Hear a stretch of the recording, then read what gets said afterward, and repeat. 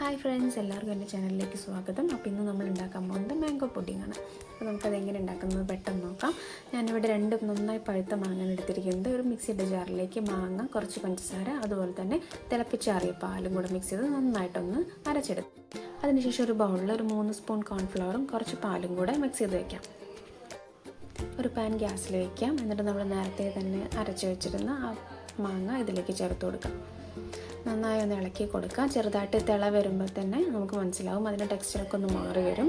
അതിനുശേഷം നേരത്തെ നമ്മൾ പാലും കോൺഫ്ലവറും കൂടെ മിക്സ് ചെയ്ത് വെച്ചത് ഇതിലേക്ക് ചേർത്ത് കൊടുക്കാം. കുറച്ചായി ഒഴിച്ചു കൊടുത്തിട്ട് വേണം അത് മിക്സ് ചെയ്തെടുക്കാൻ. ഒരുമിച്ച് ഒഴിച്ചു കൊടുക്കരുത്. അങ്ങനെ നന്നായി മിക്സ് ചെയ്തെടുക്കുക. അപ്പോൾ വീണ്ടും അതിൻ്റെ ടെക്സ്ചർ മാറി ഈ ഒരു പരുവത്തിലാവും. ഇനി നമുക്കിതൊരു ബൗളിലേക്ക് മാറ്റിയിട്ട് ഫ്രിഡ്ജിൽ വെച്ച് തണുപ്പിച്ചെടുക്കാം. 3-4 മണിക്കൂർ നേരം ഫ്രിഡ്ജിൽ വയ്ക്കാം. അതല്ല ഇനിയിപ്പോൾ നമ്മൾ രാത്രിയാണ് തയ്യാറാക്കുന്നതെങ്കിൽ രാവിലെ നമുക്ക് ഉപയോഗിക്കാം. അപ്പോൾ നമ്മുടെ മാംഗോ പുഡിംഗ് ഇവിടെ റെഡി ആയിട്ടുണ്ട്. ഇതിന് മുകളിൽ നമുക്ക് ഒരു നട്ട്സൊക്കെ ഉപയോഗിച്ച് ഒന്നും കൂടെ ഡെക്കറേറ്റ് ചെയ്യാവുന്നതാണ്. എല്ലാവർക്കും ഇഷ്ടപ്പെടുന്ന നല്ലൊരു റെസിപ്പിയാണ്. അപ്പോൾ എല്ലാവരും ഒന്ന് ട്രൈ ചെയ്ത് നോക്കുക. വീഡിയോ ഇഷ്ടപ്പെട്ടാൽ ലൈക്ക് ചെയ്യുക. താങ്ക്